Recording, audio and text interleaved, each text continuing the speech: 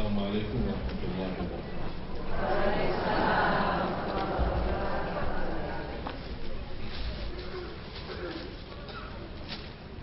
Alhamdulillahirabbil alamin. Asyhadu an la ilaha illallah wahdahu la syarika lahu waliyyus shalihin. Wa asyhadu anna sayyidana wa nabiyyana Muhammadan abdullahi wa rasuluhu shadiqul amin. Allahumma salli wa sallim wa barik ala sayyidina Muhammad wa ala alihi wa sahbihi wa man tabi'ahum bi ihsanin ila yaumil din. Subhanaka la ilma lana illa ma 'allamtana innaka antal alimul hakim.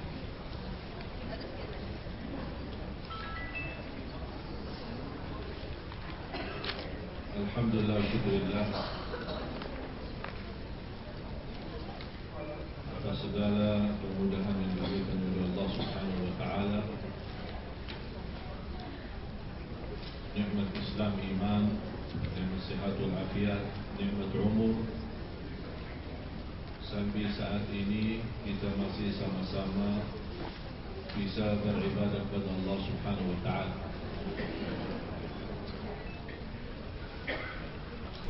Untuk bisa beribadah kepada Allah itu tersendiri nikmat dari Allah Subhanahu wa taala.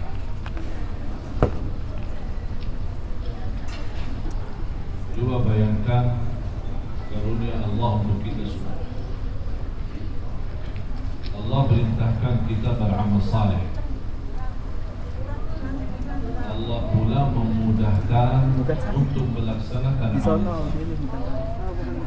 Maaf ya, saya ini. Allah yang bukakan pintu taufik untuk bisa tahajud. Allah yang berikan pintu taufik untuk bisa silaturahim. Allah yang bukakan pintu taufik untuk menahan perasaan hati daripada sifat kecewa, sifat balas dendam, sifat dengki, sifat hasud, atau sifat sakit hati. Allah Subhanahu wa taala membukakan pintu taufik untuk menghadapi ujian. Allah juga membukakan pintu taufik untuk istiqamah. Tapi semua bayangkan kalau kita fikirkan baik-baik. Bayangkan semua amal saleh yang diperintahkan oleh Allah pula yang membukakan pintu taufik.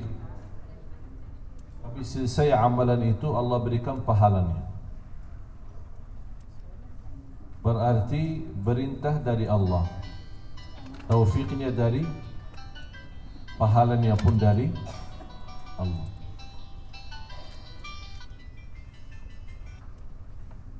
Kalau ada yang menawarkan, saya hadiahkan untukmu 1M.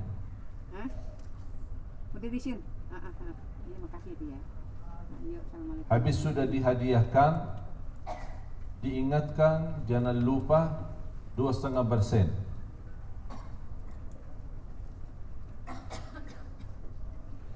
Di atas itu lagi dia berkata, kalau kamu istiqamah berbuat baik dengan titipan ini, saya akan ganti yang lebih baik. Apakah ada makhluk yang mampu menawarkan seperti ini? Tak ada. Ketika Uthman bin Affan, karena Uthman bin Affan seorang kaya, memiliki harta yang cukup banyak, di antaranya unta yang sudah terisi bermacam makanan, kurma, kebutuhan sehari-hari. Jadi setiap unta membawa naik barang. Waktu kelaparan di kota Madinah di zaman Rasulullah SAW, datang masuknya unta yang punya Uthman hampir 1,000 unta, membawa berbagai macam makanan, madu, buah-buahan, kurma, macam-macam. Berarti unta sama atas segalanya, apa yang terisi atau apa yang terbawa oleh unta. Begitu melihat keadaan dan Rasulullah SAW menawarkan masyarakat Madinah untuk berlomba-lomba saling bantu. Uthman bin Affan mendengar berita, padahal rencana awal unta itu untuk dibisniskan, terjual sama orang berusaha yang ada di kota Madinah. Karena orang berusaha yang ada di kota Madinah dan mampu order barang dari luar, dibawain sama Uthman bin Affan ke Madinah, dibeli, dapat untunglah. Tapi ternyata Uthman bin Affan daripada tawaran berusaha yang ada di Madinah, dia menerima tawaran Allah Subhanahu wa taala 10 kali lipat. Infak mendapatkan 10 kali lipat. Man jaa bil hasanati falahu 10 amsalha. Barang siapa yang berbuat baik dapat 10 kebaikan, termasuk bacaan Al-Quran. Barang siapa yang baca Al-Quran satu-satu huruf dapat 10 kebaikan. Bukan alif lam mim satu huruf, tapi alif satu huruf, lam satu huruf, mim satu huruf.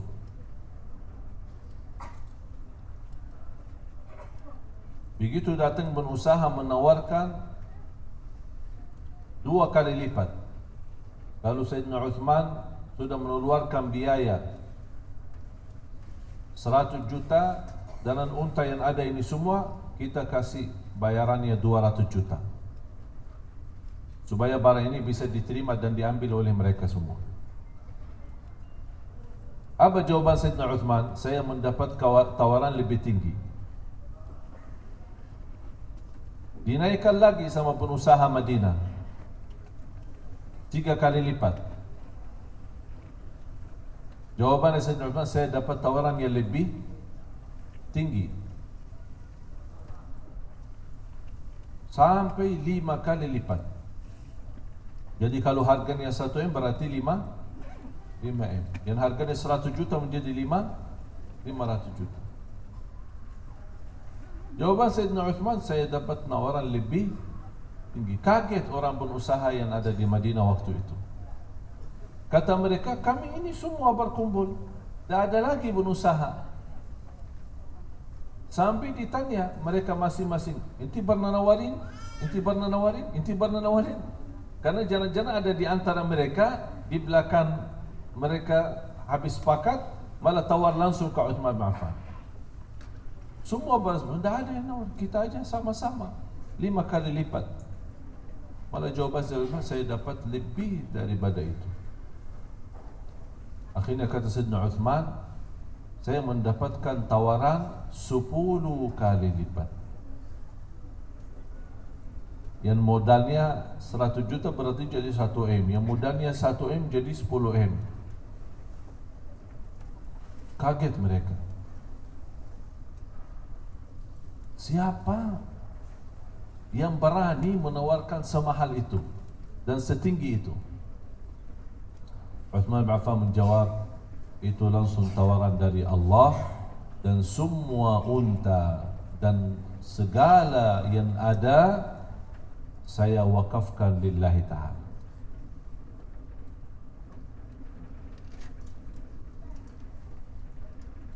Kenapa saya mulai membawakan cerita ini? Karena ada satu pertanyaan yang saya terima dari jemaah. Apakah boleh saya memberikan zakat atau sedekah saya untuk ibu saya? Ini pertanyaannya.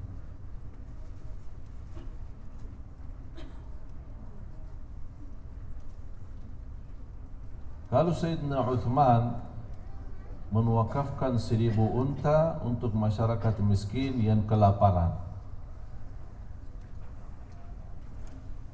kira-kira yang telah dijanjikan oleh Allah 10 kali lipat, saya yakin tidak sama dengan kebaikan kita dengan ibu. Dan saya bertanya sama orang ini yang kirimkan pertanyaan ini, maaf, ini bapak atau ibu? Dia jawab ibu. Memang karena yang sering tanya sama saya memang ibu-ibu. Bapa-bapa kan jarang. Kalau bapa-bapa pas ketemu baru tanya. Kalau ibu-ibu tak sempat ketemu, dia cari nomornya, tak tahu dari mana dapat. Barangkali doa terus selama tahajud. Dapat nomornya, dikirim. Ada pertanyaan. Saya bilang, ibu, ini serius bertanya seperti ini. Apakah boleh saya kasih zakat mal saya atau sedekah saya untuk ibu? Karena keadaan ibu susah, keadaan ibu lagi butuh berobat, butuh apa gitu. Apakah saya boleh kasih zakat atau sedekah? Begitu saya bertanya, ibu serius bertanya seperti ini? Dia menjawab malah, iya serius. Mohon maaf Bapak Ibu, saya jujur saja marah.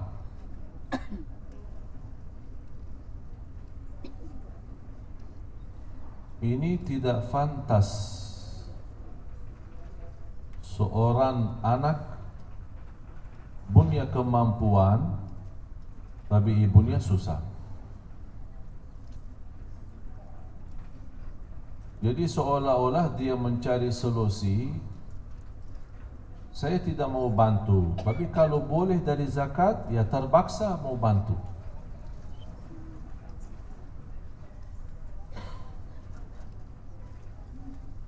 Wala haula wala quwwata illa billah.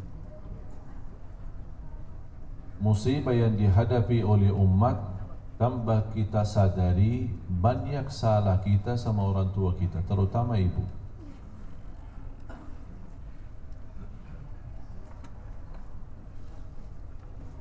Bapak Ibu pernah dengar cerita seorang penjahat tapi miskin yang ditawarkan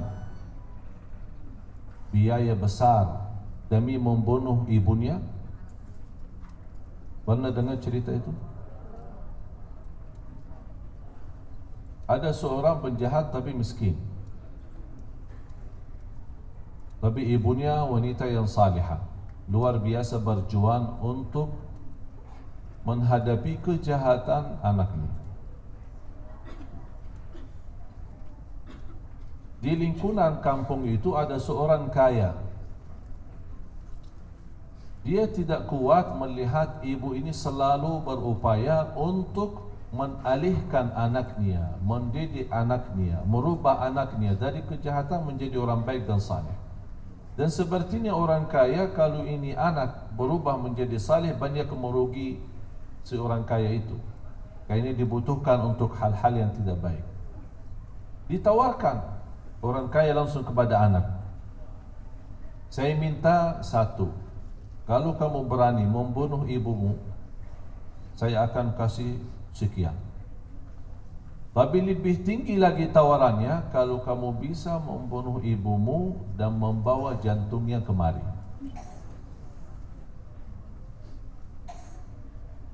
Tambah dia sadari, tambah dia menghitung-hitungan, tambah dia memfikirkan akibat perbuatannya. Dan cerita ini menunjukkan begitu kasih sayangnya seorang ibu kepada anak, walaupun anaknya terlalu jahat sama ibu. Bapak Ibu, harus kita yakini tidak ada seorang yang ingin orang lain lebih baik dari dirinya, orang lain lebih sukses dari dirinya, orang lain lebih pintar dari dirinya, termasuk kakak adik. Termasuk kakak adik. Antara saudara sendiri, kakak adik, pasti ada sifat hasud, ada sifat dengki ketika melihat kakaknya lebih pintar atau adiknya lebih sukses dalam lulusan belajar, atau dia mendapatkan ranking tingginya pas dia lulus ujian. Itu antara kakak adik pun tetap ada saja.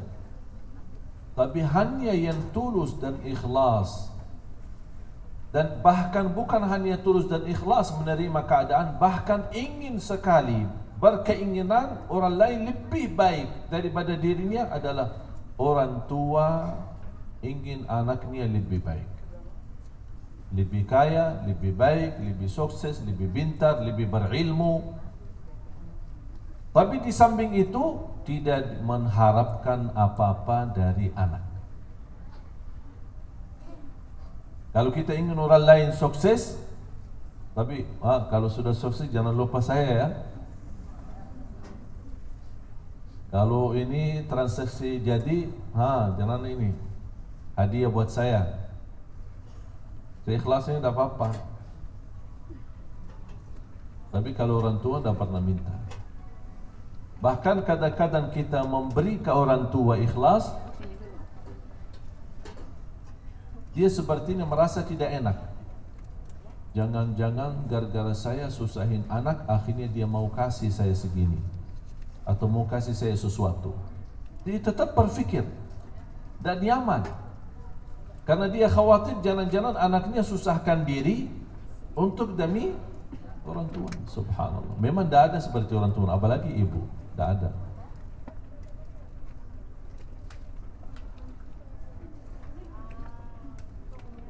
Anak itu tidak membagi fikir-fikiran, melihat kesempatan untuk membunuh ibunya ketika dia tidur. Malam hari datang dalam keadaan ibunya lagi tidur, dan dia mengambil pisaunya kemudian membunuh ibunya. Bukan sampai segini saja, bahkan dia mengambil jantungnya.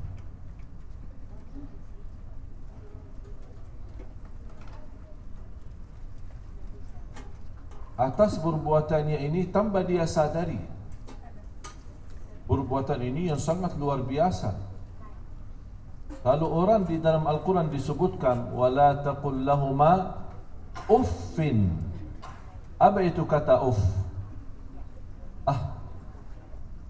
Kalau bahasa Indonesia, karena kata uff itu sebenarnya bukan sebuah kata di dalam bahasa Arab. Tidak ada kata uff dalam bahasa Arab. Tapi kenapa Allah gambarkan kata uff menjadi kata? Ini sebenarnya sebuah perasaan. Ketika ibu menyuruh kita, tolong ambilin gelas air. Padahal sudah ambil kan? Tapi habis ucapin, ambil air gelas, bukan dapat pahala tapi dosa besar. Karena sudah mengucapin niat dulu. Yang aku heran terhadap banyak orang yang statusnya bagus di BB atau di WhatsApp. Doain ibu, mudah-mudahan ibu, saya berjuang untuk berbakti baik sama ibu. Tapi setiap hari nyakiti. Dinyuruh aja untuk sesuatu yang biasa saja sehari-hari, keberatan. Ibu aja anaknya banyak, masa saya aja yang disuruh? Padahal di status BB-nya, aku cinta sama ibu. Mudah-mudahan ibu selamat, bahagia. Mudah-mudahan saya bisa menjadi anak yang berbakti. Itu namanya hanya tulisan, tapi perbuatannya beda. Di tulisannya dihisab, yang lebih parah perbuatannya diazab. Ini bersoalan. Anak itu habis membunuh ibunya dan membawa jantungnya, dia lari. Takut ada yang lingkungan bisa melihat beliau atau melihat dia keluar. Dia kubur dan jalan lari untuk menuju ke orang-orang kaya, memberikan jantung ibunya supaya mendapatkan harta. Pas dia berjalanan lari menuju keluar kampungnya, dia jatuh dalam perjalanan. Kemudian baru dia sadar dan bangun. Begitu dia jatuh dan jantung ibunya pun jatuh kan, dia mengangkat jantung ibunya. Ternyata dia mendengar bisikan suara dari jantung ibu. Berkata ibunya, "Nak, kamu jatuh ya? Kamu tidak apa-apa kan?"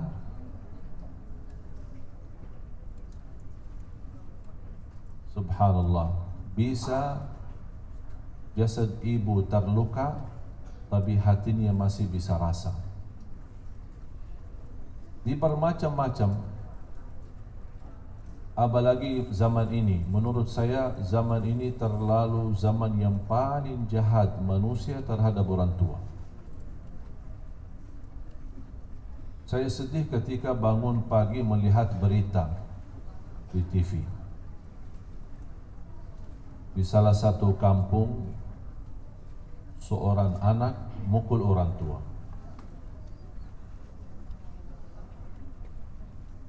Tambah lagi parah, berita seorang anak membunuh orang tua. Ternyata bukan satu kali, bahkan sudah banyak terjadi. Di antara berita beberapa waktu lalu, di salah satu TV juga berita seorang anak yang lagi tuntut ibunya di mahkamah.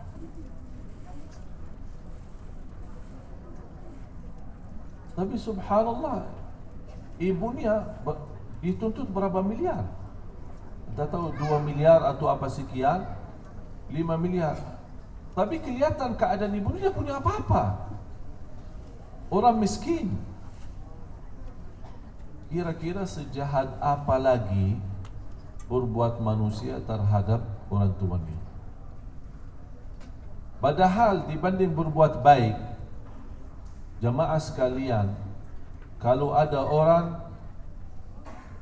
tidak tahajud sama sekali, tidak berpuasa sunnah sama sekali, tidak berbuat baik sama sekali, hanya syukur-syukur kalau dia menjalankan kewajiban seperti salat 5 waktu, lebihnya tidak ada lagi. Tapi beliau sama orang tuanya, subhanallah, sampai ketika dia makan bersama orang tua, dia tidak berani suapan makanan itu duluan. Dia takut mata ibunya melihat makanan yang enak, malah dia ambil makanan duluan. Seperti Imam Syafi'i, dia tidak berani makan sama ibunya. Ditanya, wahai Imam, kenapa tidak makan sama ibumu sendiri? Pasti ibumu senang kalau ikut makan bareng sama-sama. Dia bilang apa? Saya takut ketika saya mengambil suapan untuk makan, tapi ibu saya keinginan dengan buah yang saya megang atau suapan yang saya ambil, saya takut habis saya makan malah jadi durhaka. Jadi lebih baik saya duduk temanin ibu pas dia lagi makan, tapi saya tidak berani ikut makan. Sejauh mana coba bayangin? Perasaan pun ibunya dia menjaga.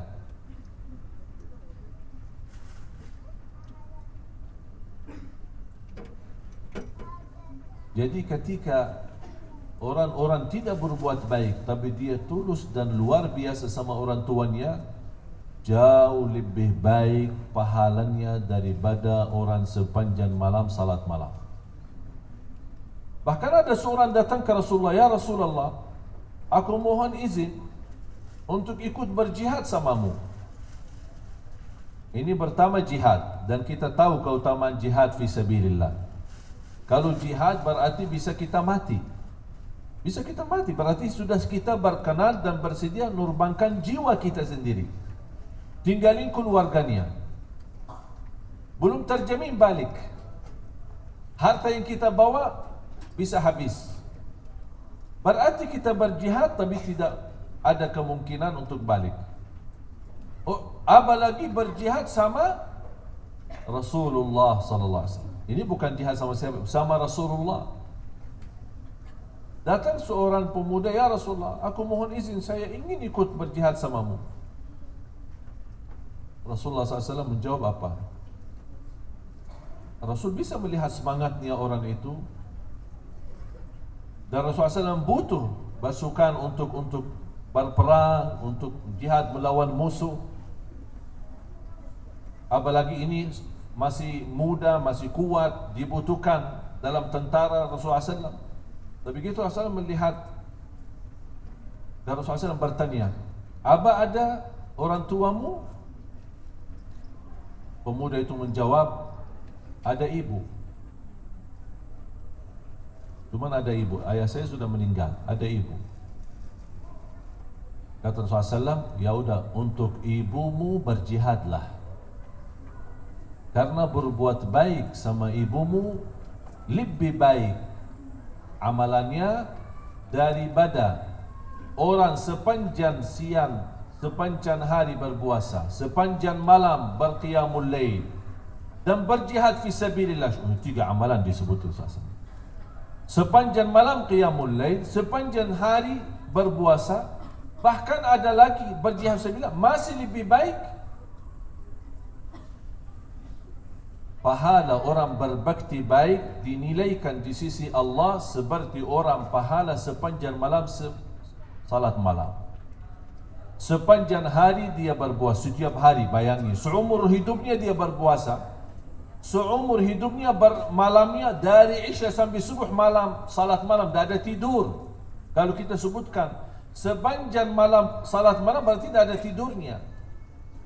Masih berbuat baik sama ibu jauh lebih baik pahalanya daripada amalan itu. Bahkan kewajiban sesudah perintah Allah Subhanahu wa taala mengajak umat manusia untuk beribadah kepada Allah, bertauhid kepada Allah, tidak berbuat kesyirikan. Perintah yang kedua apa? Wa qadha rabbuka alla ta'budu illa iyyah wa bil walidaini ihsana. Allah Subhanahu wa taala telah memerintahkan manusia untuk hanya beribadah kepada Allah Subhanahu wa taala. Jangan berbuat syirik. Jauh dari larangan Allah Subhanahu wa taala. Perintah yang kedua, bil walidaini ihsana, berbuat baik sama orang tua. Sampai orang tua yang jahat wajib kita berbuat baik. Wa in jahadaka ala an tusyrika bima laysa laka bihi ilm fala tuti'huma. Kalau mereka mengajak, kalau mereka orang tua kafir, ini dibahas soal kafir bukan muslim. Kalau mereka kafir, tidak beriman kepadaku dan mengajakmu untuk tidak beriman kepadaku, jangan taati mereka. Tapi tetap berjadilah teman baik untuk mereka, supaya mereka tidak tergantung kepada siapa-siapa selain semana anaknya. Wa sahibuhuma fid dunya ma'ruf.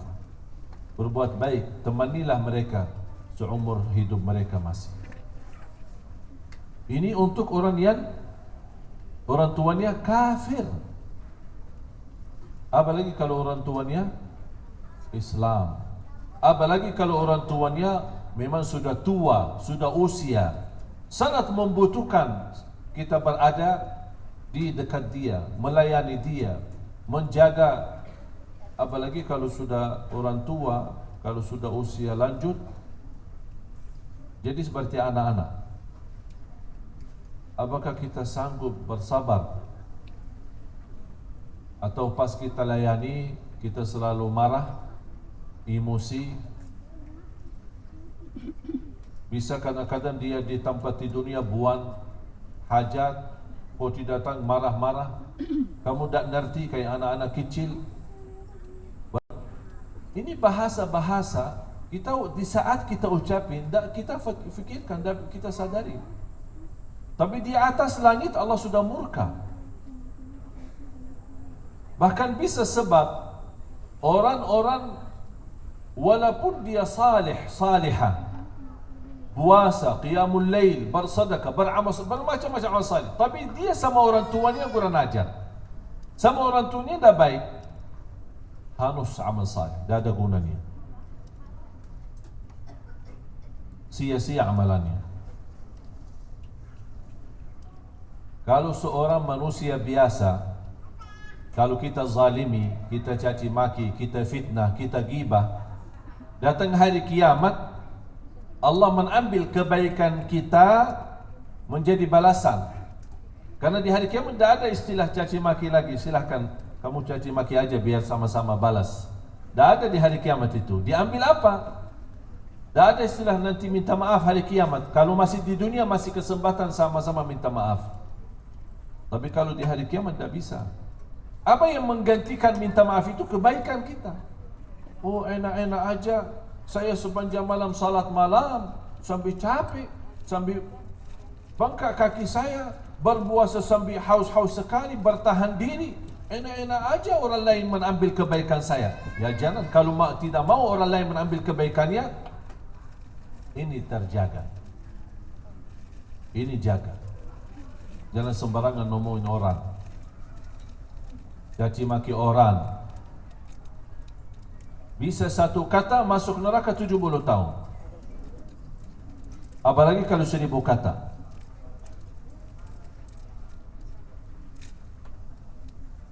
Saya pernah naik sama teman, naik motor. Dia yang bawa motor, saya di belakang.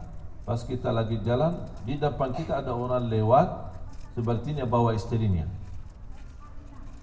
Dia yang bawa motor, istrinya di belakang. Tapi subhanallah, saking gemuknya orang itu, suaminya depan dah kelihatan. Teman saya berbicara. Sekarang kalau saya sebutkan seperti ini, tidak bermaksud siapa. Dan ibu-ibu bapak tak kenal orangnya, itu tidak termasuk ghibah. Tapi teman saya begitu melihat ibu itu lewat, astagfirullahaladzim, apaan ini? Kok gemuk banget? Bentar lagi motornya. Saya bilang, kamu beristighfar. Kamu telah berkata satu perkataan bisa membawa kamu masuk neraka 70 tahun. Dia kaget, saya tidak niat caci maki. Itu namanya apa? Memang kalau orang berbuat jahat harus niat. Nawaitu ya Allah lillahi ta'ala berbuat jahat. Semua orang-orang berbuat jahat tak ada istilah nawaitu. Kalau kita salah, selalu kita beralasan, saya tidak ada niat begitu, saya tidak ada niat begitu. Kita sudah caci maki orang, saya tidak niat menggibah orang itu, saya tidak niat memfitnah orang itu. Padahal kita sudah sebutkan. Atau ada orang suka mencaci maki orang panjang lebar. Habis selesai, astagfirullahaladzim, ya Allah, astagfirullahaladzim. Dia fikir dengan istighfar akan terhapus semua perkataannya. Justru lebih dosa lagi. Karena itu namanya istighfar bermain-main. Maksud seolah menolak Allah subhanahu wa ta'ala. Oh dah caci maki, ya Allah sudah saya istighfar, mau apain lagi? Astagfirullahaladzim. Ini kalau sama orang biasa saja, mereka berani tuntut kita di hadapan Allah dan diambil kebaikan kita. Apalagi ibu kita. Mau enggak bapak ibu nanti di hari kiamat malayan di hadapan Allah di mahkamah agung Allah yang jadi hakim ni Allah yang maha adil Allah. Ternyata kita punya kasus. Apa kasus kita? Ya Allah, ada orang menuntut laporin kamu ini. Apa laporannya? Dari siapa? Dari ibumu. Bagaimana perasaan kita kalau kita di hadapan Allah tapi ternyata kasus kita adalah melawan ibu? Allahu Akbar. Katanya di Indonesia hari ibu, bahkan seluruh dunia hari ibu. Terus apa yang berbuat bapak ibu untuk ibu hari ini? Hari kemarin jangan-jangan kita singkatkan sepanjang tahun beralasan sibuk, pas baru kita ingat ibu kita pas hari ibu. Menurut saya setiap saat dan setiap hari memang punya ibu kita. Ibu kita kalau dia membuka tas kita, mengambil apapun isinya, harta dan kita sendiri milik orang tua kita. Walaupun mereka tidak minta izin. Beda sama kita. Kalau kita mengambil dari orang tua harus minta izin duluan. Ada orang kemarin bertanya, habis saya membawa ceramah berbakti baik sama orang tua, sepertinya dari pertanyaannya Saya mengambil pemahaman dan kesimpulan orang tuanya tidak baik sama dia. Dia bertanya, yang harus saya berbakti baik sama orang tua yang bagaimana? Saya menjawab, yang bagaimanapun tetap berbakti baik sama orang tua. Karena kita berbakti baik sama mereka itu bukan alasan mata mereka, tapi karena Allah subhanahu, kita harap rida. Kalau ada orang berbuat baik sama orang tuanya, berkeinginan ambil hati orang tua supaya disayangi orang tua, dicintai orang tua, tapi begitu sikap orang tuanya berbeda, dia sendiri mulai berubah kebaikannya, berarti itu selama ini tanda orang itu tidak ikhlas. Bukan tidak ikhlas sama orang tua, tapi tidak ikhlas sama Allah. Ketika dia melihat ibunya senang, dia senyum. Ketika melihat ibunya susah juga pun senyum. Ketika melihat ibunya cinta dan memberikan perhatian sepenuhnya, dia senang. Ketika melihat ibunya menzalimi, ibunya berbuat jahat sama dia, tetap dia bersikap senang. Tidak pernah tersinggung, tidak pernah marah. Perasaan bapak ibu, perasaan kita sama orang lain bisa dimaafkan, tapi perasaan kita sama orang tuanya tidak bisa. Hati-hati, perasaan pun terhitung sebagai dosa. Bukan kata lagi, perasaannya. Bagaimana sikap kita saat ibu kita meminta sesuatu? Bagaimana sikap kita saat kita duduk sama ibu? Subhanallah, ketika kita telefon-telefonan sama teman-teman kita, atau ada SMS-an atau BB atau WhatsApp sama grup kita, tidak bosan. Berjam-jam megang HP tidak bosan. Bas ibu sebentar telefon, ya, nanti saya telefon bu ya, saya lagi sibuk bu. Itu sudah menjadi kebiasaan masalahnya. Dan banyak yang sudah terlihat berbuat kebiasaan seperti ini sama ibu. Fantas susahnya salat, fantas susah bangun salat malam untuk tahajud di tengah malam, fantas untuk berbuat baik. Kenapa saya mulai ada sedikit sifat malas, tidak seperti dulu? Kenapa saya mulai agak merasa takut, tidak istiqamah? Kenapa dulu saya suka baca Quran, sekarang mulai berkurang? Banyak hal saya melihat sama Allah saya berkurang karena kita berkurang sama ibu. Jangan berubah sikap sama ibu, Allah tidak akan berubah semangatnya untuk ibadah. Anda rubah sifatmu sama ibu, akan Allah rubah keadaanmu. Terserah kita yang milih. Jangan rubah supaya Allah tidak rubah. Kalau kita lagi bahagia, jangan rubah. Kalau kita mulai rubah, berarti Allah yang akan rubah. Kalau kita mendapatkan sesuatu kebaikan, kita menerima dengan senang hati, menjadi hamba yang bersyukur. Kita menghadapi ujian dalam sabar, dan kita sikap baik bersama hablum minallah maupun hablum minan nas. Ridha orang tua dengan ridha Allah.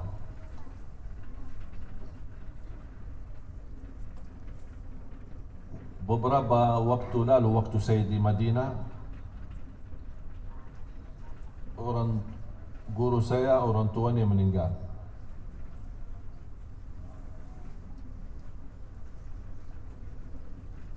Dan setahu saya, guru saya subhanallah orangnya sabar luar biasa. Tapi ketika meninggal orang tuanya, saya tidak pernah melihat beliau sedih dan menangis atas kehilangan orang tuanya.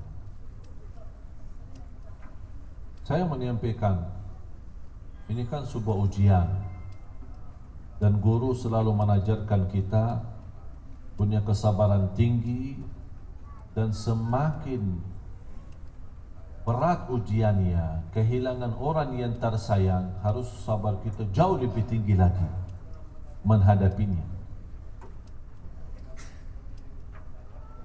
Jawab beliau apa?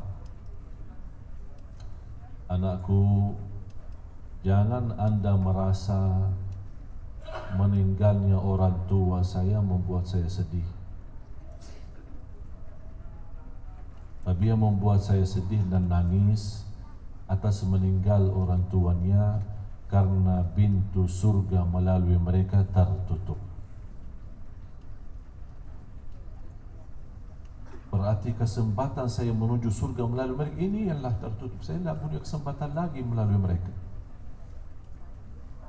Berarti bayangkan jamaah yang masih punya orang tuanya, anda masih bisa menjadi penghuni surga.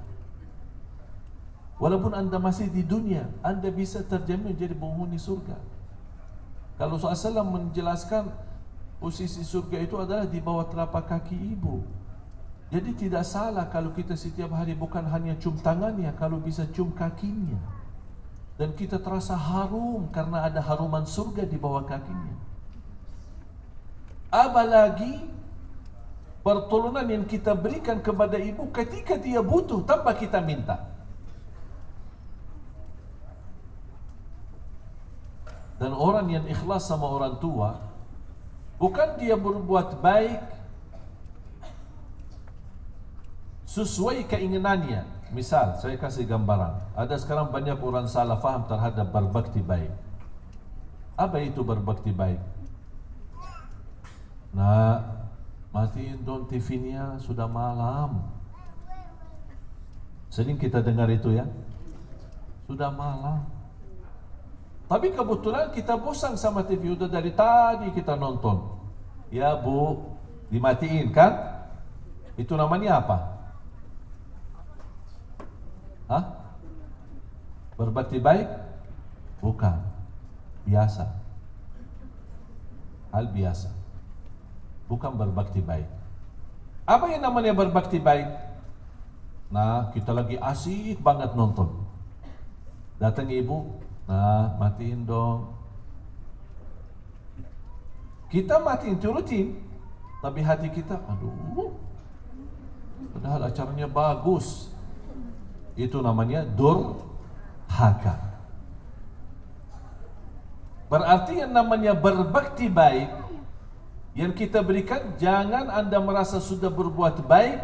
Memang anda berbuat baik karena ternyata kebetulan sesuai keinginan kita sendiri. Pas kita lagi matiin TV, ibu memerintahkan matiin TV, kita turutin, itu bukan namanya berbakti. Tapi yang namanya berbakti ketika ibu mau nyuruh kita sesuatu dan kita sebenarnya belum bersedia, belum tulus, belum ikhlas, tapi demi ibu kita tinggalkan, tapi hati kita senang, hati kita nikmat demi kesenangan ibu. Itu namanya berbakti baik. Kalau orang-orang, bayangkan, kira-kira siapa yang mampu balas kebaikan ibu? Tidak ada. Dan tidak bakal bisa.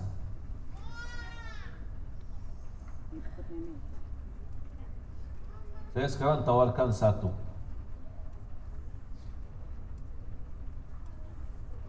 Ada yang berkenan maju ke depan, kemudian saya minta izin sama Masjid Al-Latif untuk berikan pisau atau silat. Saya mau kupas kulit yang berkenan maju ke depan dengan ikhlas.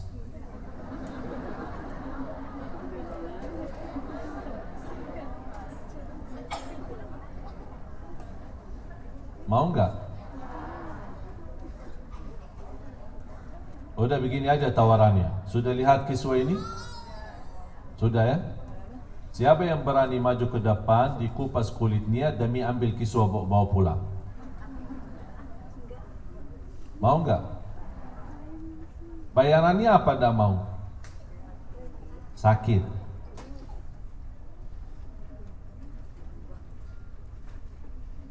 Belum dikupas kulitnya dia udah merasa sakit, ngeri ya. Tapi bayangkan bu, walaupun anda bersedia, walaupun anda berkenan, ikhlaskan kulitnya semua, dikupas, dalam keadaan sadar, kemudian dikumpulkan, ini kulit sendiri, dikumpulkan, dibawa ke tukang jahit untuk dijahitkan menjadi sandal untuk ibu. Belum bisa membalas kebaikannya.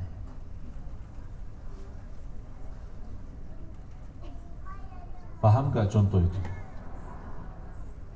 Bisa terbayang sejauh mana kita tak akan mampu balas? Terus apa upaya kita berbakti baik?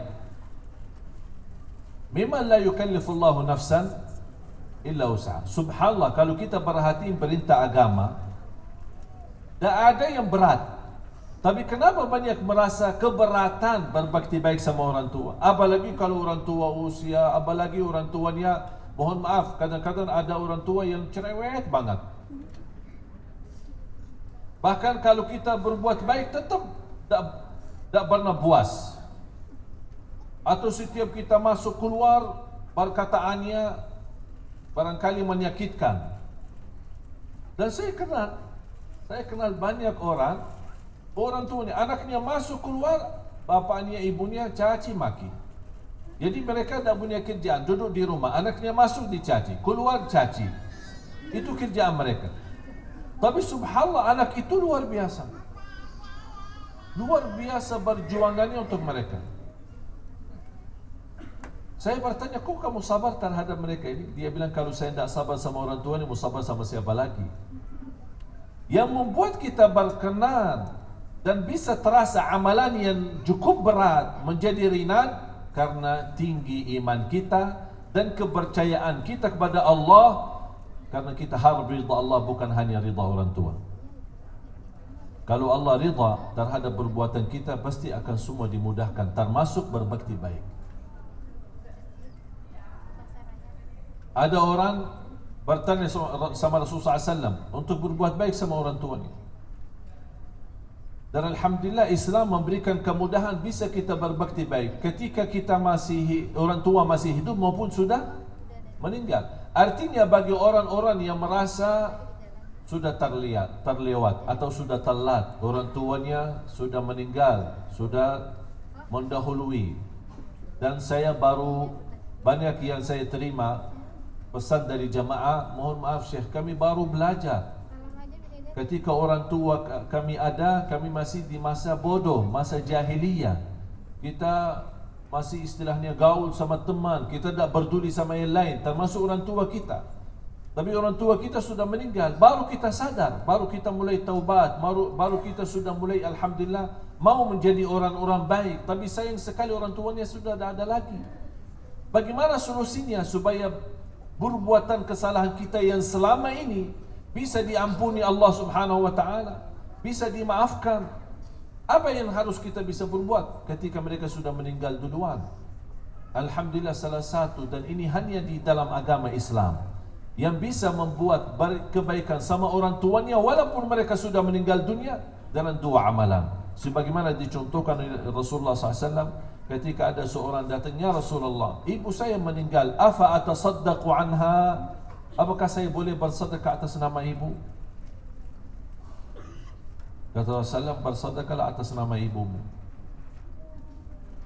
Dan sebaik-baik sedekah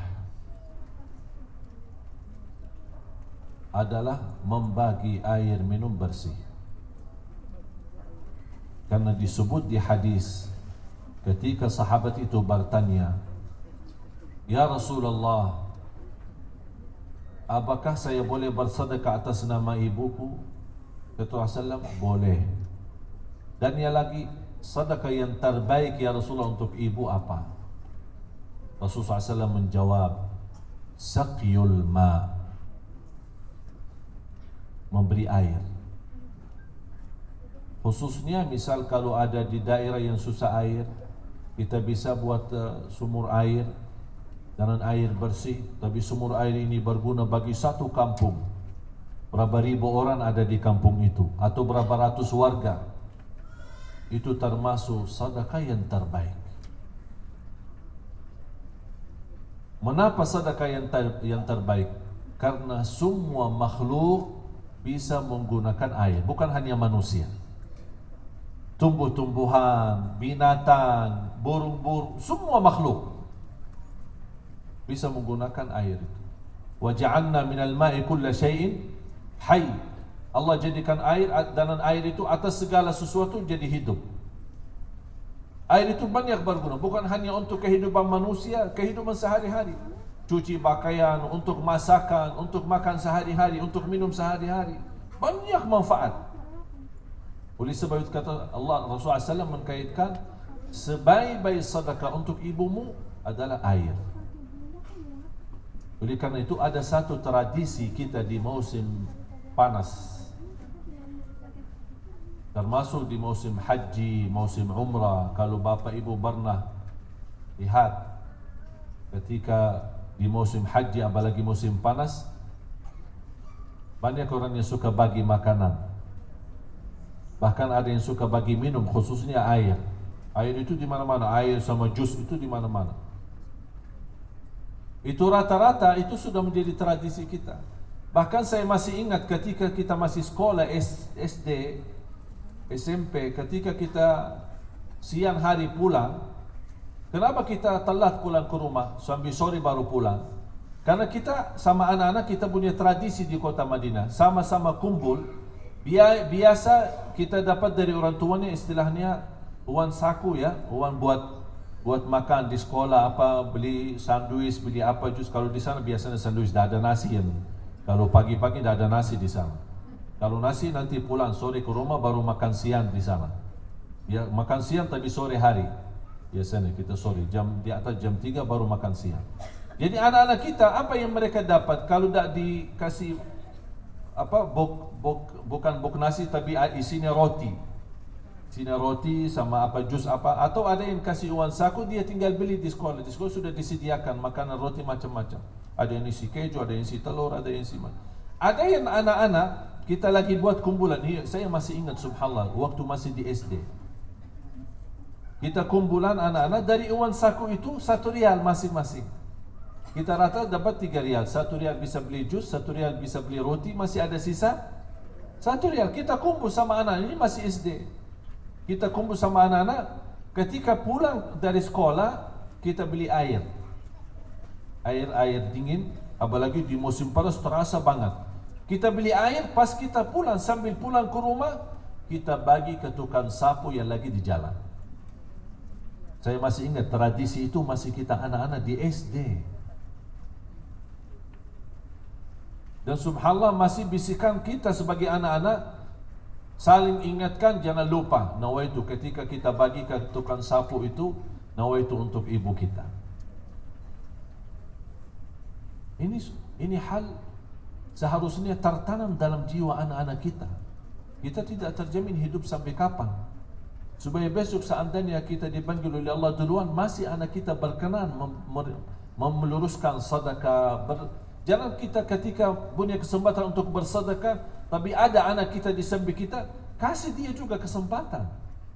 Walaupun dibagi dari uang ibu sendiri, kasih. Ayo kamu nak, juga ikut. Nah itu ni terserah nak, nanti seikhlasnya. Mau buat ibu boleh, mau buat bapa boleh. Tanamkan kebaikan seperti itu supaya mereka mulai dari kecil sudah terbiasa menjadi cinta. Saya perhati misal tukang sapu di jalan, apalagi kalau tukang sapu itu ibu-ibu. Ya Allah, saya sedih banget. Seorang ibu berjuang untuk demi mencari makan dan rezeki buat anaknya. Ketika saya berhenti bertemu sama seorang ibu tukang sapu. Assalamualaikum. Waalaikumsalam. Apa kabar bu? Dari jam berapa? Ini saya waktu ketemu kira-kira jam 2 siang. Ibu dari jam berapa di sini? Dari jam 6 subuh. Jam 6 subuh sampai jam 2 siang sapu di jalan. Ini demi siapa? Bukan buat dirinya, buat anaknya. Ya Allah, bagaimana perjuangan seorang ibu untuk anak. Luar biasa. Bahkan ketika saya di Lampu Merah, saya melihat ada anak-anak sama seorang ibu cukup tua, biasa minta-minta. Tapi posisi saya agak jauh dari posisi garis lampu merah, tapi saya perhatiin mereka. Pas saya jalan sedikit macet, ada yang sudah lewat, pas posisi saya sudah di depan, malah lampu merah lagi, terpaksa saya stop. Ketika saya berhenti, ada satu peristiwa yang menarik perhatian saya. Ibu sama anaknya tadi yang keliling dari mobil ke mobil mencari, meminta-minta. Ketika mereka duduk di samping lampu merah, saya perhatiin banget. Seorang ibu buka satu box nasi atau satu bungkus, sebenarnya bukan box ya, kalau box besar. Satu bungkus, barangkali nasi kucing atau apa ya. Tahu enggak nasi kucing? Ya. Saya tahu karena dekat rumah saya. Saya pikir orang beli buat kasih kucing, ternyata enggak, memang namanya nasi kucing karena murah ya, kecil banget. Saya melihat bungkusnya sangat kecil, anaknya 3 ada anak, semua kecil-kecil. Kemudian dia buka dan dia suapin anaknya satu-satu. Tapi sepanjang saya duduk, sambil saya dah perhatiin akhirnya lampu hijau, saya dah perhatiin, saya tertarik sekali. Pas dia suapin anaknya satu-satu, saya perhatiin salah satu anak yang barangkali sudah kenyang, dia membawa suapan untuk kasih ibunya, tapi ibunya tidak mau terima. Dia dorong terus, masukin di mulut anaknya sendiri. Sambil makanan, tidak ada orang mau jadi lapar demi orang lain selain ibu, supaya anaknya jangan lapar. Tidak ada yang bisa melihat anaknya sakit tapi mau tidur selain ibu tidak bisa tidur.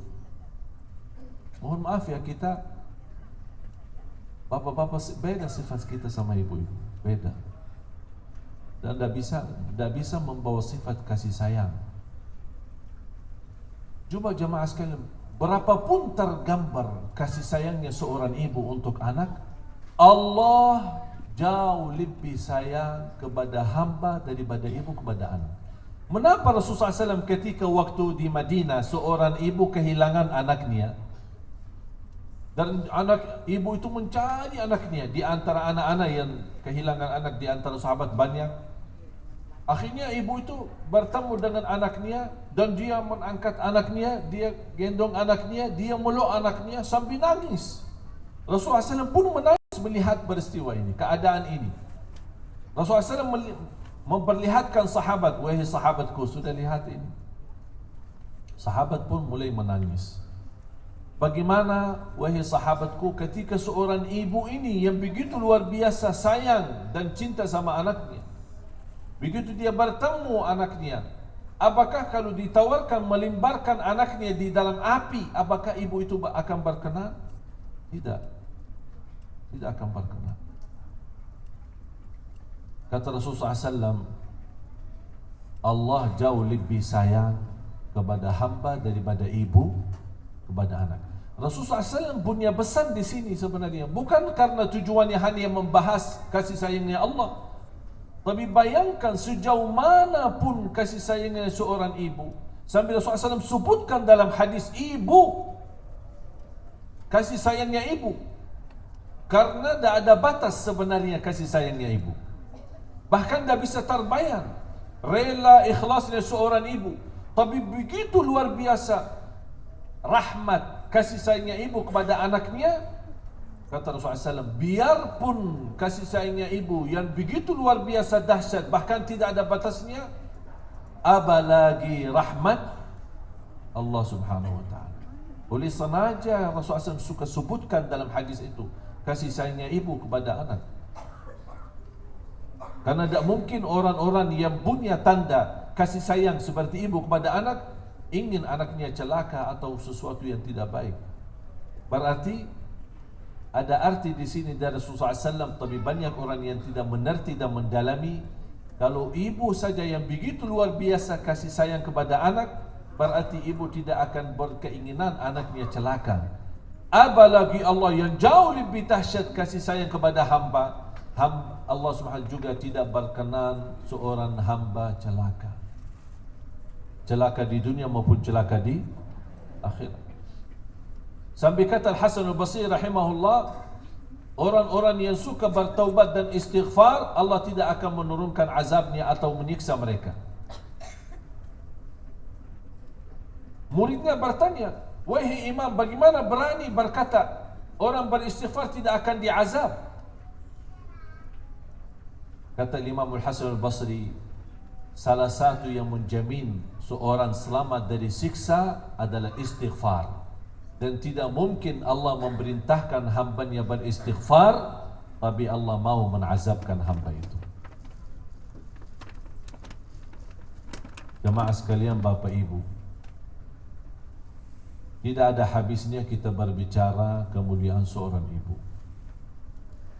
Tapi ingat, satu kata yang baik menenangkan hati ibumu adalah akan menjadi sebab turunnya rahmat dan terbuka pintu surga.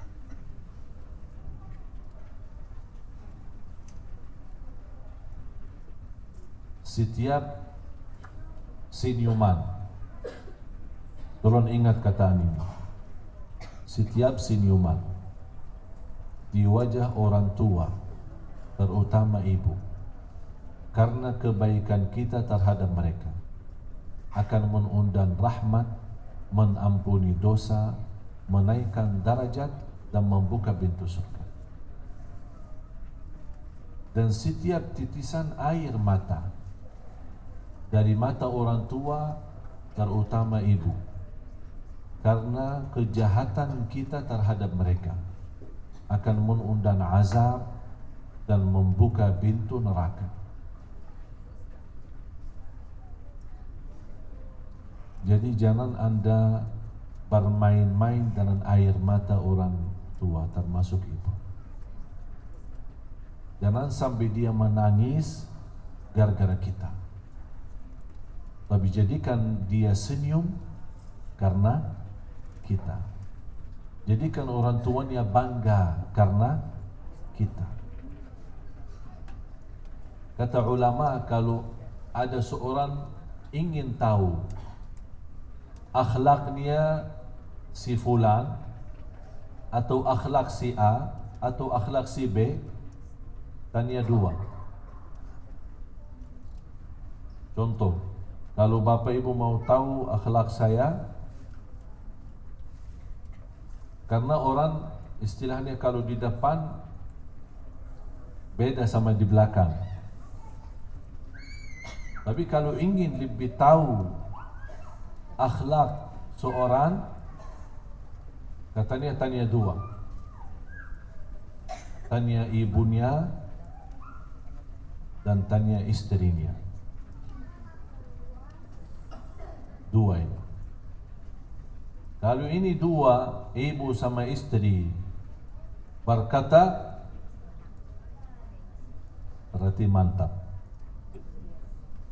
Kalau mereka ini berdua berdiam, berarti la haula wala quwata. Persis sebagaimana orang bertanya Siti Aisyah. Tak ada yang bertanya tentang akhlak Rasulullah kepada Abu Bakar. Tak ada yang bertanya kepada Umar. Karena mereka secara nyata sudah semua melihat kebaikan Rasul. Bagaimana Rasul sama anak yatim, bagaimana Rasul sama ini, bagaimana. Bahkan sampai sahabat, begitu banyaknya sahabat, tapi kalau ditanya sama masing-masing, kira-kira yang paling dicintai oleh Rasul siapa? Semua jawab saya. Oh, kalau orang datang Abu Bakar, kira-kira wahai Abu Bakar, yang paling disayangi oleh Rasul siapa? Pasti Abu Bakar jawab, saya yang paling disayang. Bagi kayalah, hei Abu Hurairah, gimana? Yang paling disayang Rasul siapa? Saya. Mengapa kok masing-masing bisa menjawab saya? Karena Rasulullah SAW bermulia akhlak sama semua. Hampir orang itu merasa Rasul paling sayang kepada dia. Tapi ada satu soalan yang di belakang kita tidak tahu. Ayo kita ke Siti Aisyah. Siti Aisyah tahulah lebih dalam lagi. Semua datang ke Siti Aisyah. Wahai Amirul Ummul Mukminin, wahai Siti Aisyah, gimana? Boleh kita bertanya? Boleh. Bagaimana akhlak Rasul? Yang dimaksud oleh pertanyaan itu akhlak Rasul dalam rumah, ketika makan, ketika tidur, ketika dibangunin. Kadang-kadang dibangunin, apaan ini? Mau apa ini? Udah bangun orang lagi istirahat, libur, tak bikin istirahat. Apa mau apa? Tak ada masa, tak ada mau kumul jalan sendiri. Astaghfirullahalazim. Belum bangun udah begini, bagaimana kalau dia bangun? Tapi coba ditanya, bagaimana ya Rasulullah? Bagaimana Siti Aisyah akhlak Rasulullah? Karena urusan dalam rumah, kalau kita hubungan sama orang, itu kan terbatas. Ketemu sebentar,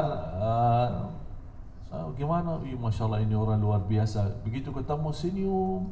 Tapi tidak tahu bagaimana kalau kita lama sama dia. Apakah senyum terus atau berubah-ubah? Tapi kalau dalam rumah, suami istri, anak sama orang tua sama anak, hampir sepanjang hari, apalagi kalau hari selalu bersamaan. Apalagi lebih khusus lagi, anak sama orang tua, lebih khusus lagi suami istri. Lebih khusus lagi, lebih terlihat sifat jiwaannya orang ketika bersamaan. Oleh karena itu katanya ulama, kalau mau tahu akhlaknya seorang selain orang tua sama istri, pergilah berjalanan musafir sama dia. Pergi jauh misal, berjalanan, akan tahu sikap akhlak, sifat. Ketika misal naik bis, naik pesawat, berjalanan jauh, ketika menghadapi kendala, rusak mobilnya di jalan, ketika nginap bersama-sama di hotel, bersama. Ini semua hal-hal kebiasaan berjalanan, berhiburan bersama teman-teman selama 7 hari, selama 10 hari, akan teliti melihat sifat hakikatnya orang itu.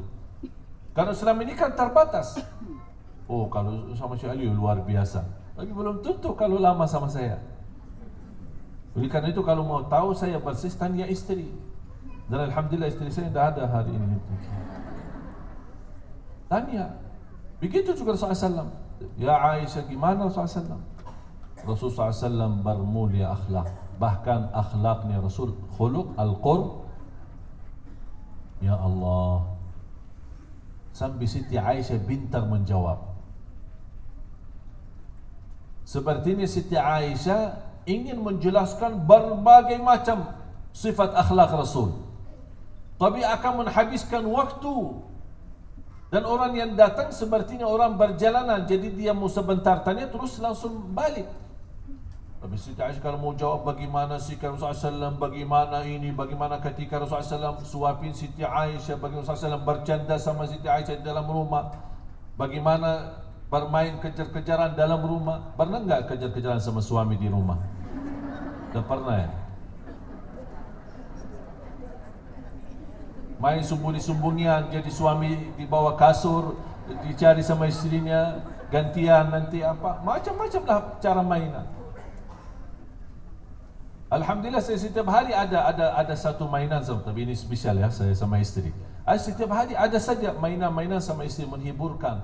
Apalagi ketika saya sibuk di luar, bisa tinggalin 1 hari, 2 hari atau nginap saya di luar kota, dia tidak temani. Saya begitu datang pasti menghiburkan, membuat dia senang, kehilangan 2 hari, 3 hari.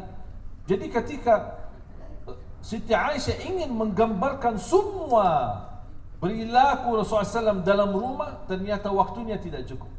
Tapi dia memberikan jawaban yang singkat tapi tepat. Kana khuluquhul Quran. Jadi kalau anda ingin tahu akhlak Rasul, silahkan buka Al-Quran. Jujur, amanah, tulus, ikhlas, lembut. Dan Rasulullah SAW tidak pernah memerintahkan kelembutan, tapi dia sendiri kasar. Rasulullah SAW tidak pernah memerintahkan kita berkata baik, tapi dia berkata yang tidak baik. Rasulullah SAW tidak pernah memerintahkan kita berakhlak mulia, tapi Rasulullah SAW tidak berakhlak mulia. Justru Rasulullah SAW sebelum memerintahkan, dia sudah terbiasa berbuat kebaikan itu, apalagi sama keluarga. Bahkan Rasulullah SAW sendiri bersabda di hadis yang sahih, orang yang termulia akhlaknya di kaum laki-laki adalah yang termulia akhlaknya sama istrinya. Itu kata Rasulullah SAW. Termulia seorang laki-laki adalah yang termulia akhlaknya sama istrinya. Bahkan ketika Hajjatul Wada', termasuk satu kali haji dan haji yang terakhir bagi Rasulullah SAW, salah satu wasiat Rasulullah SAW kepada umat Islam, wahai kaum laki-laki, bertakwalah kepada Allah terhadap kaum wanita. Termasuk kaum wanita adalah ibu kita, istri kita, anak kita, termasuk adik-adik kita yang perempuan. Jadi posisi wanita di Islam itu sangat, dan tidak ada agama pun yang sempurna memberikan perhatian sepenuhnya dengan kasih sayang dan kehormatan di posisi yang cukup tinggi. Hanya Islam memberikan kehormatan untuk kaum wanita. Oleh sebab itu jamaah sekalian yang masih punya orang tua, dua-duanya atau salah satunya, tolong, biarpun anda posisinya jauh, anda lagi beda kota, beda daerah, mereka di kampung, anda lagi di Jakarta misalnya, anda bisa menenangkan hati mereka melalui telepon. Alhamdulillah sekarang tidak ada pun yang tidak punya HP. Tukang sapu pun punya HP.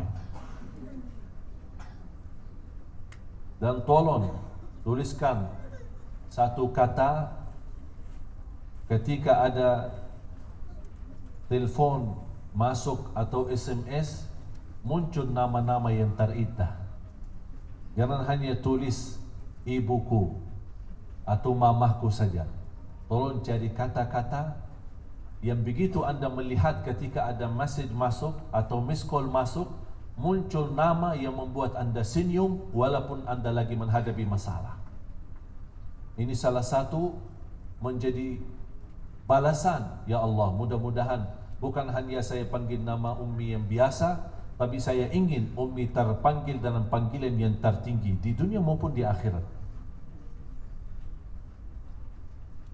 Beda sama orang yang menuliskan nama ibunya, ketika ada miss call masuk tertulis ibu cerewet.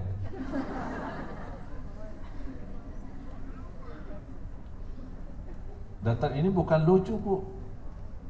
Ini saya lihat dalam mata sendiri. Saya lagi di samping teman, ada orang naruh HP-nya, ada masuk miss call, tertulis ibu cerewet. Saya kaget.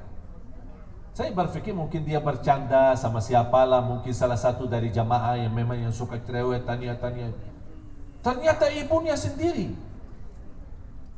Saya langsung marah. Saya berkata sama orang itu, kalau kamu tidak merubah sikapmu sama ibumu, jangan anda lagi kenal sama saya. Ana tidak mau salaman sama antum, ana tidak mau makan sama antum, saya tidak mau bertemu sama antum lagi, dan saya tidak senang berkenal sama antum. Saya langsung bicara. Tidak ada basa-basi kalau soal ibu. Saya tidak bisa basa-basi. Oleh karena itu jamaah sekalian, wallahi yang punya kesempatan masih ada orang tuanya, anda masih bisa menjadi penghuni surga. Silahkan nenangkan hati mereka. Wallahi ini kesempatan. Sampai ada seorang, biar ibu bapa tahu sejauh mana bisa kita terampuni segala dosa kita sebab ibu. Ada seorang datang ke Abdullah bin Abbas radhiyallahu anhuma. Dia telah membunuh orang. Dia telah membunuh orang. Dan di hukum Islam, dosa membunuh orang tidak diterima taubatnya. Tidak diterima taubatnya sampai hari kiamat. Dia minta maaf sama yang telah dibunuh ini. Kalau dia maafkan, Allah maafkan. Kalau tidak, masuk neraka. Sampai disebutkan dalam hadis ketika orang terbunuh, datang hari kiamat, orang bawa jasadnya, tapi tidak ada kepalanya, bahkan dia megang kepalanya sendiri. Bisa enggak terbayang? Tambah kepala, dia memegang kepala sendiri dan dia berkata, "Ya Allah, tanya orang itu kenapa bunuh saya?" Saking begitu dosa besarnya membunuh orang. Bahkan di sisi Islam lebih baik atau lebih mudah bisa diterima kehancuran Ka'bah, hancur menjadi tanah, batu demi batu dihancurkan, masih dosanya kecil dibanding dosa membunuh orang muslim.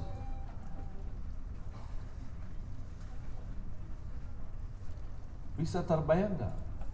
Sekarang di Indonesia pembunuhan itu terlalu biasa. Bahkan orang yang sudah tersangka, sudah ditangkap, sudah masuk penjara, dihukum 5 tahun atau 10 tahun atau 15 tahun. Bahkan ada yang bisa bermalam minggu keluar. Saya sendiri melihat, bukan masalah kasus pembunuhan, tapi saya kenal ada banyak orang yang sudah tersangka, sudah dihukum, sudah masuk penjara, tapi bisa telefon-telefonan sama saya dan bertemu dengan saya di luar. Saya bilang, "Bapak ini sudah keluar dari penjara?" "Belum. Cuma dah biar senang-senanglah malam minggu. Nanti sebelum hari Senin pagi saya sudah masuk lagi." Penjara enak kalau hukum seperti ini. Inilah sebabnya kerusakan aturan negara membuat kerusakan aman negara. Tidak terhormat jiwa orang, tidak terhormat harta orang, tidak terhormat darahnya orang, akhirnya dimainkan. Karena mereka sudah tahu apa yang akan dipenjara, biasa aja. Makan enak, tempatnya nyaman, bukan untuk mendidik mereka kembali, mensadarkan mereka, membuat mereka keluar dari penjara menjadi orang lain. Justru sekarang bertambah jahat lagi orang keluar dari penjara. Berarti inilah salah satu kerusakan yang menghancurkan keadaan umat dan keadaan negara. Oleh kerana itu jamaah sekalian, sebagaimana kata Abdullah bin Abbas ketika orang datang bertanya, dan di saat itu sama Abdullah bin Abbas ada seorang tabi'in, Al-Imam Atha.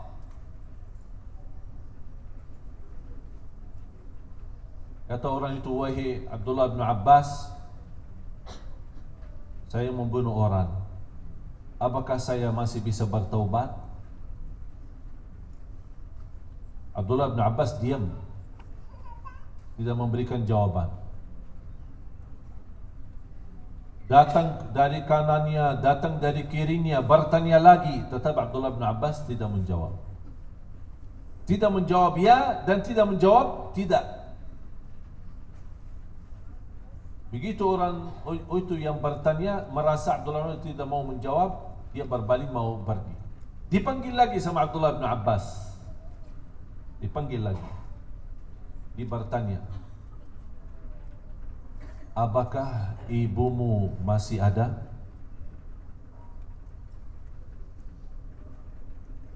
Beliau menjawab, "Ibu saya sudah meninggal." Sudah habis itu ditinggal, pergi. Atha, seorang tabi'in termasuk ulama besar, bahkan muridnya Abdullah bin Abbas, dia bertanya sama gurunya. Orang itu berkali-kali bertanya soal taubat habis membunuh orang, tapi guruku tidak menjawab. Habis itu dipanggil lagi, kok ditanya, "Ibumu ada?" Dan dia menjawab, "Ibu saya meninggal." "Wahai guruku, apa urusan ibu dalam hal ini?" Kata Abdullah bin Abbas, "Setahu saya sebagai sahabat Rasul, setahu saya tidak ada amalan yang menjaminkan dapat ridha Allah dan terampuni segala dosa besar maupun kecil selain berbakti baik sama ibu."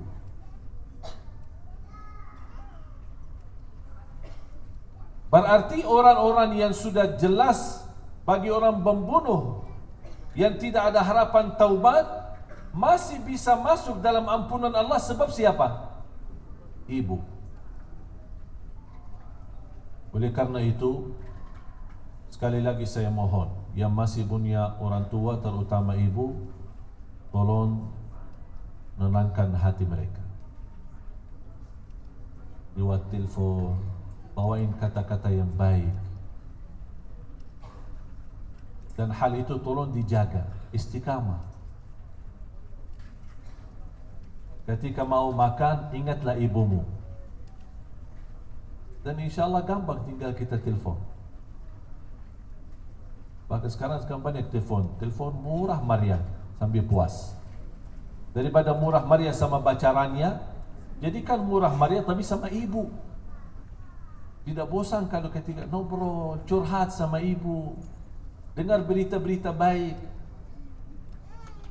Dan ada satu hal, kalau anda punya masalah, jangan sebutkan sama ibu, karena ibu akan mengambil perasaan hatinya, bahkan dia tidak nyaman memfikirkan kita. Kalau ada berita yang baik, sampaikan. Kalau tidak ada, dah usah diceritakan hal lain. Tapi minta aja doanya tanpa anda mencerita. Kenapa? Harus kita ada khawatiran, jangan sampai nanti saya cerita malah ibu nanti kasihan kefikiran. Nanti jadi kita malah membebani ibu kita. Bagi ibu yang sudah meninggal dunia, masih kita punya kesempatan untuk bersedekah atas nama orang tua kita. Selain amalan yang bisa berbakti baik adalah doa. Jadi tolong bapa ibu, ketika anda bersujud, ketika anda lagi di mana, sujud, tahajud, doa, antara salat, antara azan iqamah, dimanapun anda mengangkat tangannya, jangan lupa. Termasuk ketika tawaf, Safa Marwah, ketika dimanapun berada, jangan lupa habis anda mendoakan untuk diri anda sendiri, jangan lupa mendoakan mereka supaya mereka dibahagiakan oleh Allah SWT, dimaafkan. Tak ada yang sempurna, termasuk orang tua kita, tak ada yang sempurna. Pasti ada kekurangan. Kita mendoakan mereka semoga diampuni kekurangannya, dimaafkan kesalahannya. Dan jangan anda merasa diri lebih pintar daripada orang tuanya, karena posisi orang tuanya masih lebih tinggi di sisi Allah daripada posisi kita. Walaupun orang tuanya bodoh agama, tapi kita sudah menjadi ustaz, ustazah, atau menjadi orang yang sudah pandai memahami agama, masih orang tua lebih baik dan tinggi di sisi Allah daripada kita. Oleh karena itu, jamaah sekalian yang dimuliakan Allah Subhanahu wa taala, saya akhiri salah satu kebanggaan khususnya terhadap kaum wanita yang begitu luar biasa perjuangannya di Indonesia. Saya beberapa waktu lalu diundang ke Hong Kong. Ternyata yang mengundang saya ke sana, dan saya sudah ke sana dan isi ceramah di sana, ternyata jamaah sekalian yang undang bukan sebuah lembaga, bukan masjid atau university atau apa. Ternyata sekelompok wanita yang mereka di Hong Kong adalah tenaga kerja PKI. Tapi subhanallah, mereka luar biasa. Saya sangat kagumi terhadap perjuangan mereka. Dalam keadaan susah, tinggalkan negerinya, tinggalkan anaknya demi mencari nafkah dan rezeki. Banyak di antara mereka yang curhat sama saya apa yang dihadapi oleh mereka dari segi kehinaan, dicaci maki, bermacam-macam, tapi mereka bersedia bersabar demi anaknya. Yang membuat saya kagumi mereka adalah mereka luar biasa rela dan ikhlas. Saya pas di bandara dijemput semuanya wanita. Dia ajak makan malam semuanya di keliling saya wanita. Panitia semuanya wanita. Yang urus sound systemnya wanita. Sambutannya wanita. Yang membawa acara wanita. Yang menjaga, yang melayani jemaah, semua pokoknya wanita. Tak ada satu pun laki-laki. Hanya saya satu laki-laki. Tapi yang lebih dahsyat saya kagumi mereka itu, pelayanan mereka, ikhlas rela mereka. Dalam kondisi seperti ini, emang gajinya seberapa gaji mereka? Tapi subhanallah, seminggu hanya 1 hari libur, habis itu semua bekerja pagi sampai malam, Hanya satu-satunya hari Minggu atau hari Ahad libur, tapi mereka gunakan hari liburnya berjuang untuk berkumpul seperti ini rame-rame untuk belajar agama. Mendatangkan ustaz-ustaz. Bukan ternyata saya saja, saya fikir diri saya bertambah orang yang datang dari Indonesia. Ternyata sebelum saya banyak. Dan saya bertanya sama mereka, maaf, ini yang sponsori siapa? Donatornya siapa? Begitu luar biasa ikhlasnya untuk ini. Ini mendatangkan ustaz bukan mudah. Apalagi ustaz-ustaz tertentu dan yang maunya yang di TV. Maunya Ustaz Yusuf Mansur, maunya Ustaz Ustaz, orang-orang tertentu saja. Mereka kagumi, senang. Biaya tiket, makanan, hotel, apa semua tanggung oleh mereka. Ternyata begitu saya tanya siapa semua, mereka tidak ada yang sponsori. Dari kedutaan Indonesia di Hong Kong tidak ada. Respon pun tidak ada. Terus ini dari mana semua? Ini semua dari kita sendiri. Kita sudah menjadi orang, walaupun bekerja menjadi pembantu, tapi sebagian dari gaji kita sudah disepakati dan dinazarkan menjadi lillahi ta'ala. Subhanallah. Bahkan lebih istimewa lagi mereka ini, subhanallah, luar biasa. Saya sebenarnya kagumi mereka luar biasa. Sampai mereka pesan untuk mau menjemput saya lagi, karena saya begitu merasa malu. Kok seorang pembantu yang begitu keterbatasannya dan kebutuhannya untuk anaknya dan yang lain-lain, tapi luar biasa berjuang. Biar Bapak Ibu tahu, sewa tempat untuk mengadakan ceramah seperti ini di masjid, bayar sewa. Di masjid, bayar. Apalagi kalau di gedung lebih mahal lagi. Mereka ingin, mereka jamaah datang hampir sebesar itu, 1.000, 1.500. Tapi ketika ada jemaah 3.000, mereka tidak sanggup. Bagaimana? Sewa 2 kali. Dari jam segini, saya kemarin 2 kali ceramah. Kelompok masuk, selesai, keluar, masuk lagi 1.500. Tidak ada tempat. Sewa tempat bahkan berjam-jam terhitung. Dan lebih daripada itu semua, tanpa saya memberitahu apa-apa, ternyata mereka sendiri berkenan ikut berjuang dalam perjuangan dakwah, dan mereka semua, hampir semua tanpa kecuali terlibat dalam wakaf Quran Braille yang pernah kita gerakkan, bahkan sampai sekarang dan insya Allah seterusnya. Sampai saya tidak pernah terbayang. Saya sudah keliling Indonesia, alhamdulillah hampir seluruh daerah.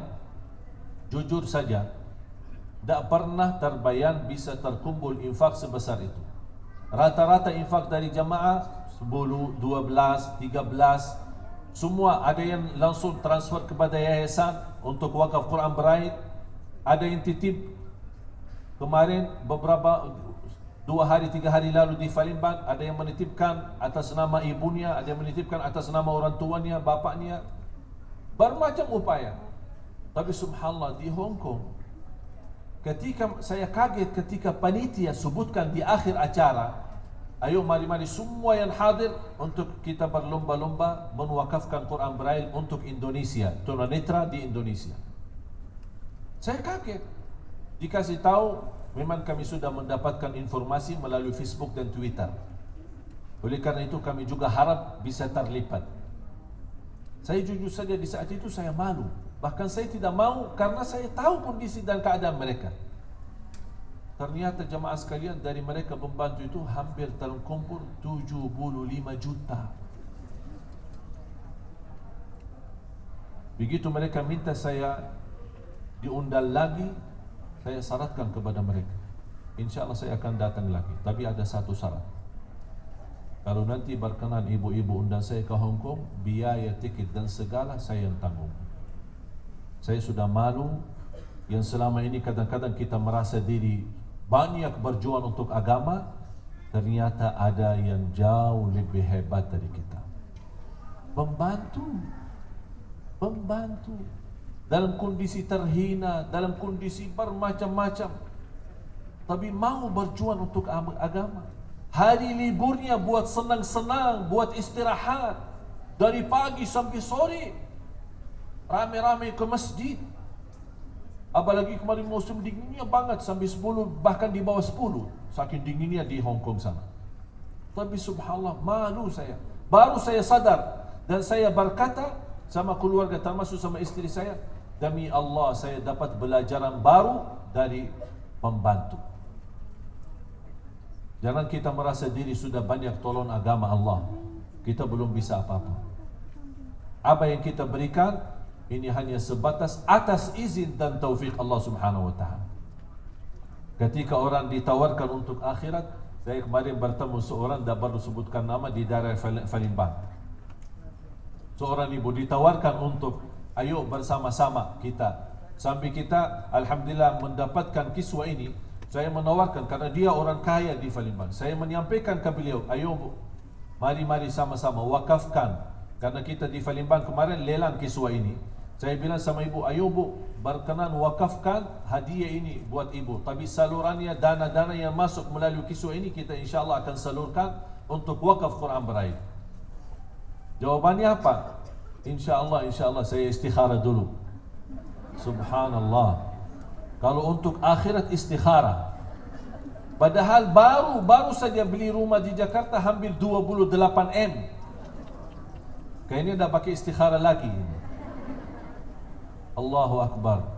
Bahagia seorang yang menjadi mudah ketika beramal. Bahagia dia yang bahagia, bukan saya. Bukan tunanetra yang menerima bantuan para jamaah sekalian. Alhamdulillah sepanjang masa ini kami sudah berhasil menwakafkan 3,000. Target kami ya jamaah sekalian biar tahu semua. Target saya di Indonesia, target pertama ini bukan target terakhir. Target pertama 1 juta wakaf Quran. Jumlah tunanetra di Indonesia hampir 3 juta. Terbesar di dunia Islam, negara Islam, Indonesia yang terbanyak. Alhamdulillah di kali kemarin, beberapa bulan, 2 bulan lalu waktu kita bantu, waktu Imam Masjidil Haram ada, hampir terkumpul dari Masjidil Latif kurang lebih 30-an ya. Kurang lebih dari jamaah Masjidil Latif. Dan alhamdulillah sudah bisa kita lunaskan 3,000 biaya. Karena semua apapun yang masuk melalui rekening atau masuk titipan kepada Masjid Al-Latif, insyaAllah tak ada yang salah guna karena kita semua salurkan kepada Quran Braille yang kita cetak di Malaysia. Berkenan, siapa yang berkenan silahkan buka di YouTube Quran Braille Digital. Saya mohon semua buka di YouTube semua tayangan tentang Quran Braille Digital. Dan apa beda Quran Braille Digital yang kami buat sama Quran Braille biasa, ada semua di Facebook dan Twitter. Bahkan ada nomor rekeningnya di situ. Yang berkenan silahkan buka. Dan saya menghiburkan semua yang hadir tanpa kecuali. Atas nama orang tua kita, atas nama ibu kita, ayo mari kita sama-sama. Alhamdulillah kita sekarang order 1,000 lagi. Kenapa saya bertahap-tahap, kemarin 1,000, ada 500, kadang 100, sambil mencapai 3,000. Kali ini alhamdulillah kita sudah melunaskan hampir 60%. Masih ada sisa 40% untuk 1,000 buah Al-Quran. InsyaAllah kalau kita sukseskan dan kita lancarkan, kita bisa insyaAllah undang semua jamaah untuk menghadiri acara undangan membagi wakaf Quran untuk 1,000 tunanetra. Mereka ini sangat membutuhkan Quran seperti ini. Bapak Ibu yang berkenan melihat apa kelebihan Quran Braille, silahkan buka di YouTube. Bahkan kita menghiburkan semua, siapapun yang berkenan, siapapun yang punya jalur, siapapun yang berkeinginan, dari teman ke teman, insyaAllah kita terus sama-sama berjuang. Sampai kiswah yang menjadi bagi saya sangat mahal dan berharga, tapi saya berkenan habis musyawarah dengan guru-guru kita di Madinah, insyaAllah tidak masalah kalau diwakafkan untuk salurannya menjadi wakaf untuk Quran Braille untuk Indonesia. Mari kita sama-sama berjuang untuk agama Allah. Mari kita sama-sama untuk berjuang wakaf Quran, karena menurut saya termasuk wakaf Al-Quran sebaik-baik wakaf, karena Al-Quran kalamullah. Bukan hanya Quran Braille, apa saja Quran. Quran Braille, Quran taruh di masjid, Quran ini semua sebaik-baik wakaf. Kenapa? Karena nilai wakaf itu bukan berbuah, tapi nilainya wakaf itu berhuruf. Setiap tunanetra, setiap orang baca, setiap orang hafaz, setiap orang belajar dari Al-Quran, Bapak Ibu mendapatkan setiap satu huruf 10 kebaikan. Oleh karena itu, saya menghiburkan semua yang hadir, mudah-mudahan semua berkenan. Tanpa kecuali lepas salat ini, insyaAllah, karena kita sudah waktu mau salat, lepas salat, saya akan buka surban di sini. Saya mohon tanpa kecuali apa yang ada seikhlasnya. Tapi tolong jangan lupa, saya mohon kali ini kita nawaitu untuk orang tua kita khususnya. Kita nawaitu. Apa orang tuanya hidup atau orang tuanya sudah meninggal, dua-duanya boleh. Atas nama orang tua kita yang masih ada, mudah-mudahan mereka tetap sehat, mereka tetap bahagia, mereka tetap selamat. Orang tuanya yang sudah tidak ada, mudah-mudahan sedekah yang kita salurkan, mudah-mudahan menjadi amal salih berguna bagi mereka. Sebagaimana Rasulullah SAW menggambarkan, ketika kita bersedekah atas nama orang yang sudah meninggal, Allah menghantarkan cahaya ke kuburannya dan dibawakan malaikat. Malaikat berkata, ini cahaya sedekah anakmu di dunia. Mudah-mudahan Allah kabulkan menjadi sedekah jariah untuk kita semua atas nama orang tua, menjadi sebab diangkat derajat kita di sisi Allah Subhanahu wa taala. Amin ya rabbal alamin. Mari kita sama-sama berdoa, dan sekali lagi saya mohon semua bapa ibu mudah-mudahan berkenan terlibat dalam wakaf Quran Braille ini, dan silahkan lanjut yang berkenan melihat lebih lanjut informasi lebih sempurna lagi, lebih lengkap lagi, silahkan buka di YouTube Quran Braille digital. Semua info-info di sana ada, kegiatan dan kegiatan yang kita selama ini telah membagikan kepada tunanetra yang hampir 3.000. Alhamdulillahirabbil alamin. Bismillahirrahmanirrahim. Alhamdulillahirabbil alamin. Allahumma salli ala Muhammad wa ala ali Muhammad. Allahumma inna nas'aluka al-huda wat-tuqa wal-'afafa wal-ghina. Allahumma inna nas'aluka al-'afwa wal-'afiyah wal-mu'afata ad-da'imah bid-din wad-dunya wal-akhirah. Ya Allah ya Arhamar Rahimin, ampunilah segala dosa kami, ampuni orang tua kami. Ya Allah, jadikan orang tua kami mulia di sisimu dunia akhirat. Ya Allah, kami tidak mampu dan tidak akan mampu membalas kebaikan orang tua kami. Mudah-mudahan ya Allah, dan sedekah kami atas nama mereka menjadi amal salih yang diterima di sisimu ya Rabbal Alamin. Ya Allah, ya Arhamar Rahimin, berikan kepada kami keluarga sakinah, mawaddah, rahmah, keturunan kami anak salih salihah, anak dan cucu penghafal Al-Quran, anak dan cucu yang menjaga nama baik keluarga kami, anak dan cucu yang membanggakan kami di hadapan-Mu hari kiamat.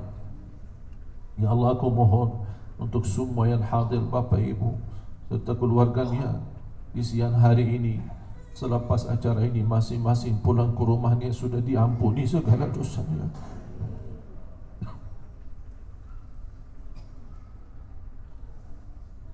Aku mohon ya Allah untuk semua yang hadir selepas acara ini masing-masing pulang sudah diampuni segala dosanya, disucikan hatinya, dibersihkan jiwanya, diselamatkan setiap langkah-langkahnya.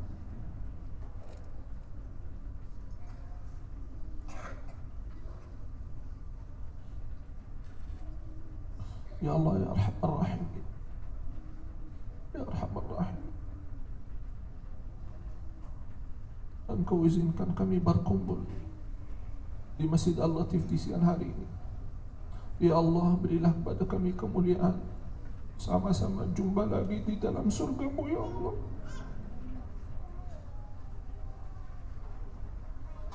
Bersama Nabi Muhammad sallallahu alaihi wasallam, bersama orang tua kami ya Rabbal Alamin. Rabbana atina fid dunya hasanah wa fil akhirati hasanah wa qina adzaban nar. Sallallahu ala sayyidina nabiyina Muhammad wa ala alihi wa sahbihi.